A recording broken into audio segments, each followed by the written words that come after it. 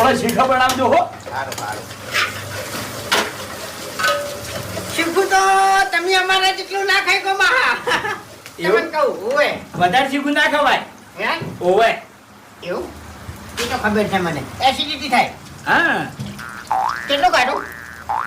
એ માપે માપે માપે.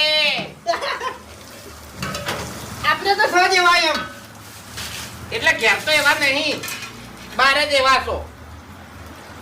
એટલે ભાઈ છો મહેમાન આવ્યા હોય ને તો પછી આ ડોળે ડોળે વાતો કરવાની બધી એમ. મજાક કરું લે, એ મજાક કરું.